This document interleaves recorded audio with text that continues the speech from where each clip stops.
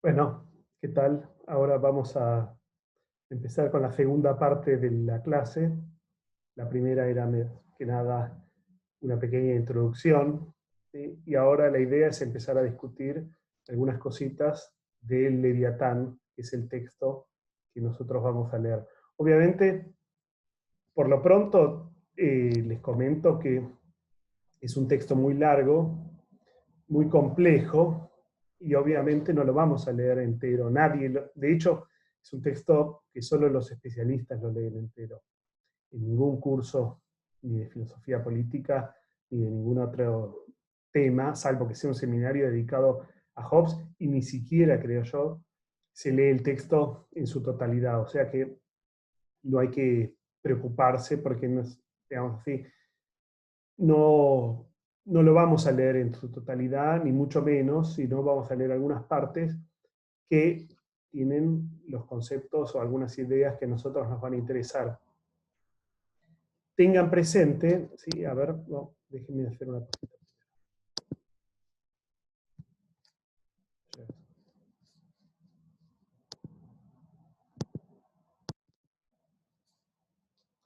Ahí estamos. Esta era entonces, decíamos, la diapositiva.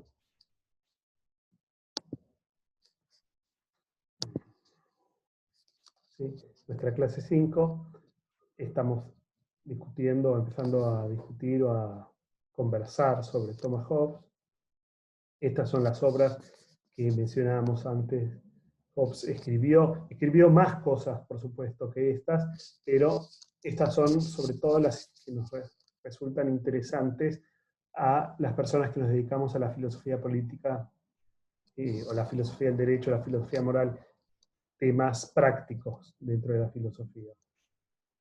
Y nosotros, ahora en esta segunda parte, vamos a empezar a analizar o a discutir algunos capítulos del Leviatán, ¿sí?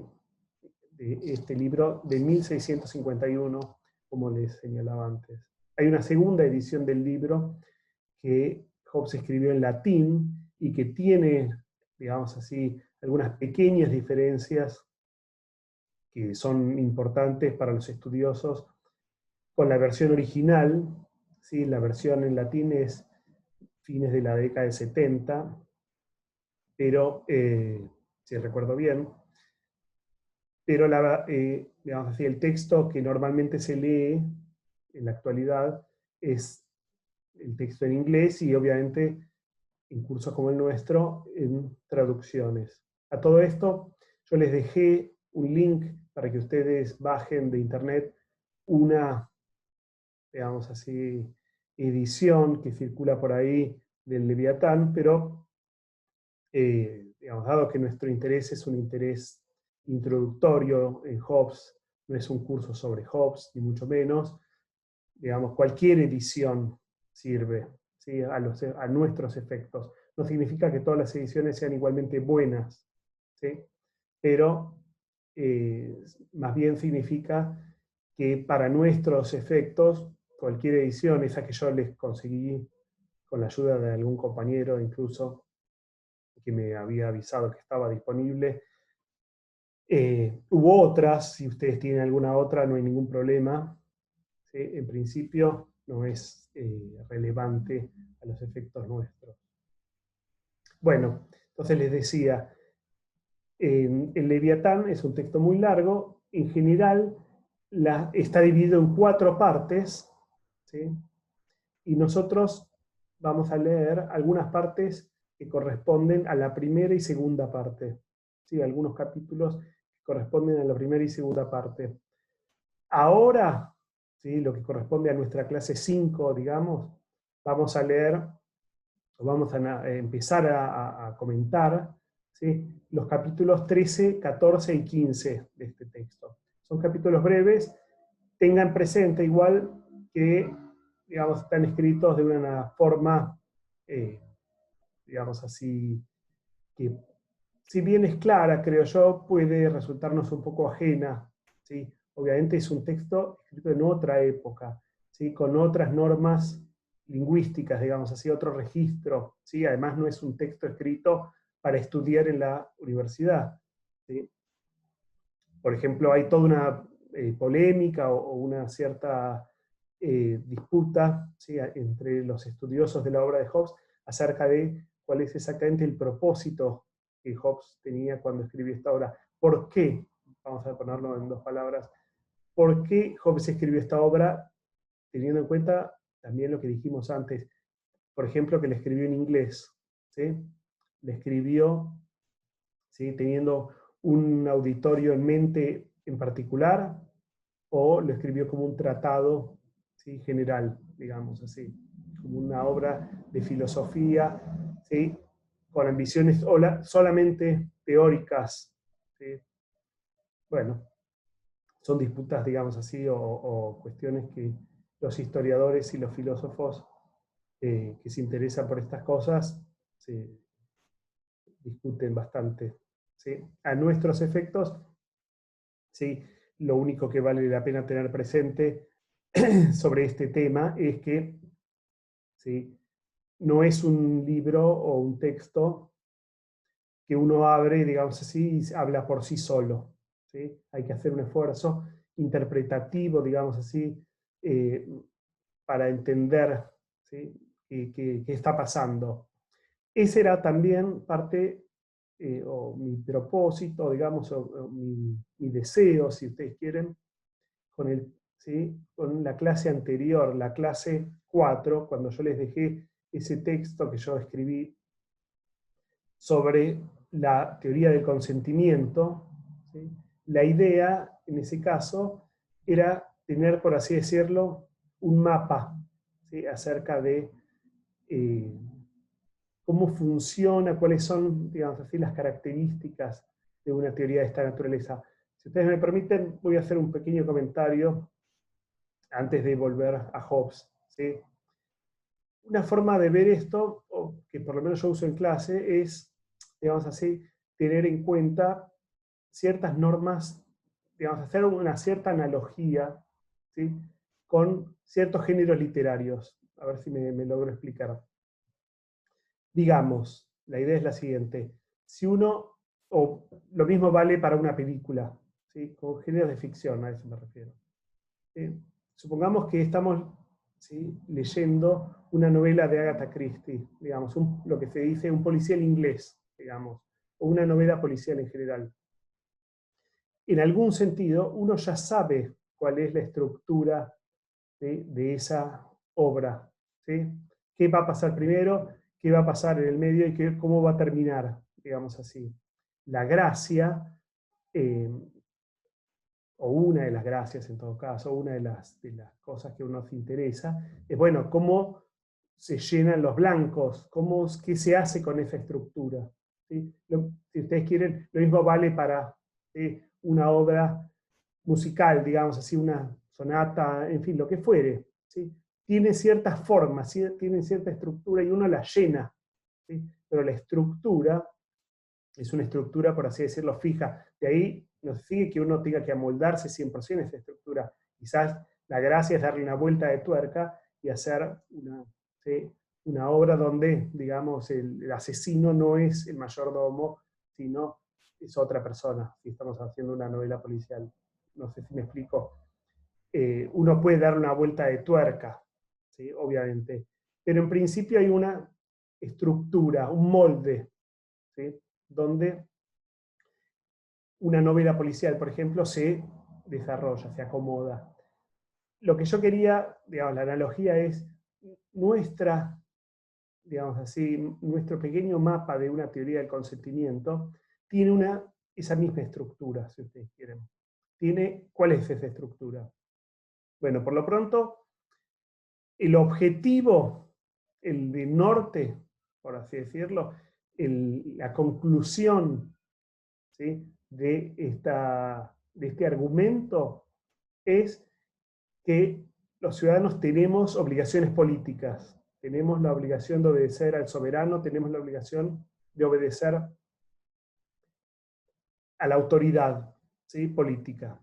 Esa es la conclusión, ¿sí? Lo que a nosotros, digamos así, una teoría del consentimiento nos va a dar es un argumento para llegar a esa conclusión.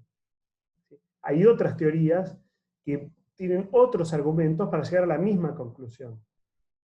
¿Sí? Ahora bien, la teoría del consentimiento, tal como yo las describía en el texto anterior, tiene básicamente dos tesis. Una tesis, ¿sí?, empírica, ¿sí? Básicamente la idea es que los ciudadanos consentimos a la autoridad política en algún momento, ¿sí?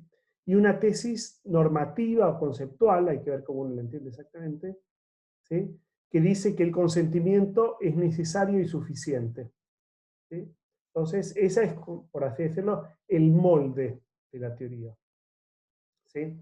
Tenemos, por así decirlo, la idea de que, por un lado, que el consentimiento personal es necesario y suficiente, por otro lado, la idea de que los ciudadanos consentimos a la autoridad política, y de ahí llegamos a la conclusión de que tenemos obligaciones políticas. Uno, asimismo, digamos, este es como el primer, digamos así, la primera aproximación vista de lejos, por así decirlo. ¿Sí? Es como, por así decirlo, el mapa visto en una escala muy chiquita. ¿Sí? Pero uno puede hacer zoom in, por así decirlo, acercarse a cada parte del mapa y ver algo que parecía chiquito más grande y ver algo que parecía muy simple más complejo. ¿Sí? Y cada una de estas dos tesis también se puede desarmar, por así decirlo, y analizar con más detalle. ¿Por qué esto es relevante para Hobbes? Porque, o en general para la teoría del consentimiento, tal como está descrita o discutida en el siglo XVII con la teoría del contrato social. En la teoría del contrato social, ¿sí?, básicamente es una forma de articular esta primera idea y esta segunda idea, estas dos tesis. ¿Sí? La tesis que yo llamé recién conceptual o normativa, ¿sí?, y la tesis empírica. ¿Sí? La idea de que el consentimiento es necesario y suficiente, y la idea de que de hecho consentimos a la autoridad. ¿Sí? Teniendo en cuenta estas dos ideas, uno puede decir, bueno, hay una cierta forma de hacer teoría del consentimiento que es la siguiente. De nuevo, tengan como modelo, si ustedes quieren, esta idea de una novela policial o una sonata o lo que, ¿sí?, algo con una estructura, digamos así, clara. ¿Cuál es esta estructura? Es en el contexto de la teoría del consentimiento, es partir de una situación prepolítica, ¿sí?, que tradicionalmente se llama estado de naturaleza. ¿Sí? El estado de naturaleza es una situación o un contexto donde no hay relaciones políticas, ¿sí?, sobre todo. De ahí no se sigue que no haya ningún tipo de normas, ¿sí?, en juego. Esto es importante tenerlo en cuenta, porque en el estado de naturaleza hay, ¿sí?, lo que Hobbes llama, ¿sí?, un conjunto de leyes naturales que se aplican, ¿sí?, incluyendo una norma de justicia que dice que hay que cumplir los contratos. ¿Sí? Bien. Entonces, volviendo a lo anterior, el estado de naturaleza es entonces esta situación inicial, donde no hay relaciones políticas. Y la estructura del argumento es tratar de llegar, tratar de mostrar, tratar de llegar a la conclusión de que este estado de naturaleza, por alguna u otra razón, vamos a ponerlo en esos términos por ahora, se transforma en un estado violento, en una situación insostenible, tal que es racional salir del estado de naturaleza y formar una sociedad política. ¿Sí? Esta es, ¿sí?, la estructura. ¿Sí? Para decir que tenemos obligaciones políticas, partimos, ¿sí?, esta es la tesis, el norte, la conclusión a la que queremos llegar, partimos de la idea de que no tenemos obligaciones políticas, ¿sí?, porque en el estado de naturaleza no hay algo así como la obligación de obedecer a otra persona. ¿Sí? Y esta es otra clave, otra pieza clave, digamos, en este este argumento, en esta discusión, el estado de naturaleza se transforma en un estado de guerra. ¿Sí? Entonces tenemos el estado de naturaleza que se transforma en un estado de guerra. Porque se transforma en un estado de guerra, es racional salir del estado de naturaleza, y eso es, ¿sí?, la piedra de toque, la razón por la cual vamos a consentir a la autoridad política. ¿Sí? No sé si me logré explicar con lo que quería señalar. Ahora bien, uno puede seguir haciendo zoom, por así decirlo, seguir desarmando cada una de estas ideas y tratar de entenderlas con algún detalle mayor. ¿Sí? A nosotros lo que nos va a interesar por el momento es, en el capítulo 13, ¿sí?, Hobbes empieza a describir el estado de naturaleza, ¿sí?, y la guerra de todos contra todos, que es esta idea de que el estado de naturaleza se transforma en un estado violento, ¿sí?, en una situación insostenible, tal que hay que salir de ella. ¿Sí? La idea, si ustedes quieren, es, si el estado de naturaleza no fuese violento, no fuese o no se transformase en una guerra, no habría razones para abandonarlo, porque abandonar el estado de naturaleza implica perder algo, ¿sí? Implica perder. En particular, implica perder ciertos derechos. ¿Sí? Y esto es algo que a Hobbes, digamos así, y a todos los que discuten estos temas, bueno, tienen que justificar, ¿sí? Porque el punto de partida son dos, si ustedes quieren, un concepto de igualdad o una noción de igualdad, que yo también con esta clase les voy a dejar una mini actividad, una pequeña actividad, para que ustedes rastreen en el texto. La idea es, ¿cómo entiende esta noción de igualdad Hobbes? Bueno, normalmente cuando uno habla de igualdad, lo entiende como una noción normativa, ¿sí? Somos iguales en el sentido, tenemos los mismos derechos, básicamente. ¿Sí? Pero no es la forma en que lo entiende Hobbes. ¿Sí? Hobbes cree que la igualdad, sobre todo, es una igualdad empírica, no normativa. ¿Sí? Somos iguales, las personas, en el sentido de que tenemos las mismas capacidades físicas y mentales, básicamente. No en el sentido de que somos idénticos, ¿sí?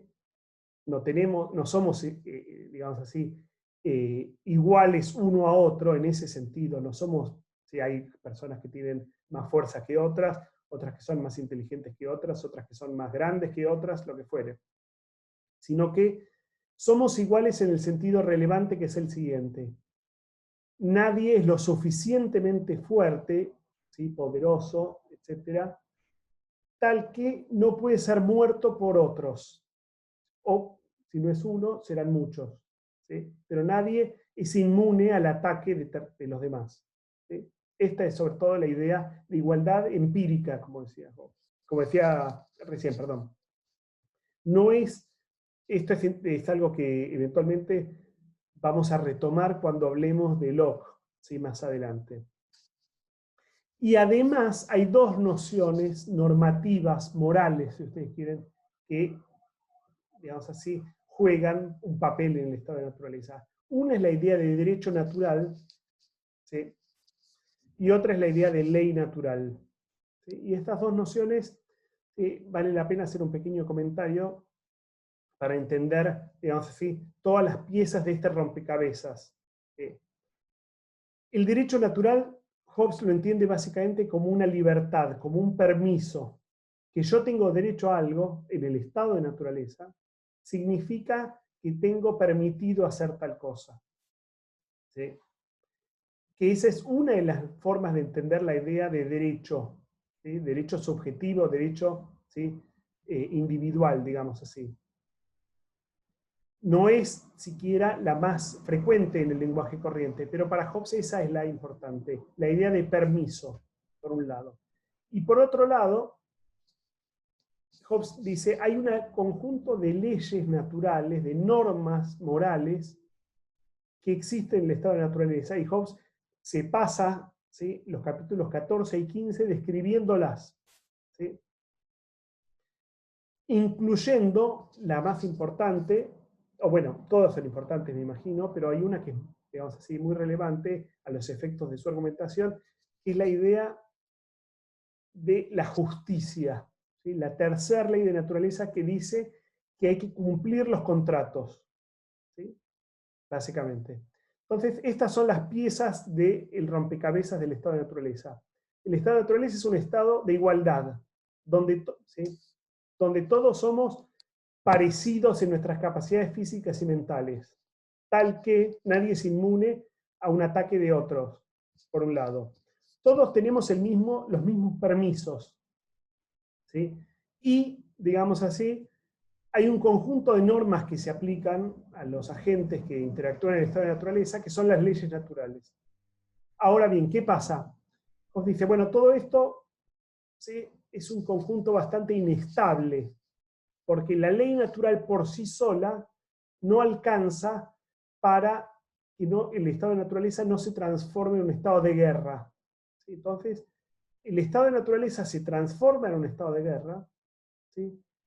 Y para salir del estado de naturaleza, entonces, vamos a tener que renunciar a algunos de los elementos que forman parte de esta tríada, por así decirlo. Sobre todo vamos a tener que renunciar a nuestro derecho natural, a nuestro permiso para hacer lo que queramos, ¿sí? Sobre todo, hacer lo que queramos para garantizar nuestra supervivencia, ¿sí? Entonces, estas son las ideas que a mí me interesan tener en cuenta, ¿sí?, en este contexto. Repasemos un minuto, entonces. Por un lado, tenemos la idea de que para justificar, para llegar a la conclusión, para llegar al resultado de que hay obligaciones políticas y tenemos el deber de obedecer a la autoridad política, ese es, por así decirlo, lo que va a pasar, lo que sabemos que va a pasar además, dado que hay un libreto, si me permiten otra metáfora, ¿sí? Hay una estructura que me dice, ¿sí?, hacia dónde tengo que ir, ¿sí?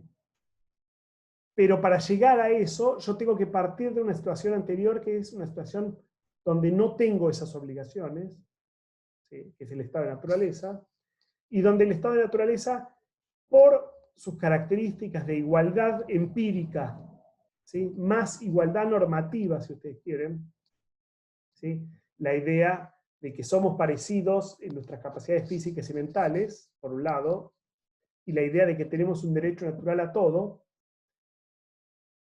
aun cuando haya un conjunto de normas que son las leyes naturales, eso es, ¿sí?, no es suficiente para impedir que se transforme en una guerra de todos contra todos, ¿sí? Entonces el estado de naturaleza, básicamente, se transforma en un lugar invivible, en un lugar violento, del cual hay que salir, ¿sí? Y esa va a ser la articulación, ¿sí?, para decir, bueno, yo renuncio a mi derecho natural o a gran parte de mi derecho natural, ¿sí?, con el objetivo de asociarme con otros, ¿sí?, en una sociedad política y ahí, ¿sí?, formar, ¿sí?, una comunidad política donde tengo la obligación de obedecer al soberano, ¿sí?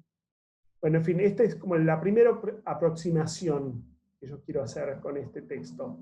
Vamos a seguir conversando de estas ideas y vamos a avanzar quizás la clase siguiente, pero bueno, no quiero pasar a otro tema o ¿sí?, avanzar rápidamente, ¿sí?, sino, no, digamos así, detenerme para que digamos así, se entienda esta articulación de ideas que traté de describir recién. Además de estos dos videos, yo les voy a dejar unas consignas y la idea es que ustedes rastreen, a ver, voy a buscarlas, así se las muestro. La idea es que ustedes rastreen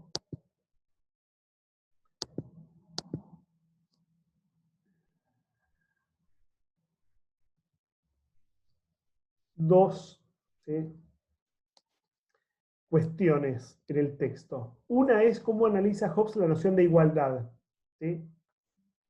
¿Sí? Esto es algo que nosotros recién estuvimos discutiendo, ¿sí? Y la segunda es ¿Qué es lo que hace que el estado de naturaleza se transforme en un estado de guerra? Y Hobbes lo analiza en términos de 3 causas de conflicto, básicamente. Entonces, lo que me gustaría es que ustedes rastreen en el texto esto y después lo compartan, ¿sí?, en el foro que voy a poner el viernes, ¿sí? Así ustedes tienen ahora ya un tiempo para empezar a leer el texto, sobre todo estos capítulos que les mencioné, 13, 14 y 15, y el viernes, ¿sí?, los que quieran, obviamente estas no son actividades obligatorias, ¿sí?, podemos empezar a ver esta cuestión más de detalle, si ustedes me permiten. ¿Sí? Entonces, bueno, con esto los despido. Espero que no haber fracasado demasiado en todo caso. Espero que en una próxima ocasión la cosa funcione mejor si no salió tan bien. A ver dónde estoy. Y bueno, les agradezco la atención y bueno, hasta la próxima.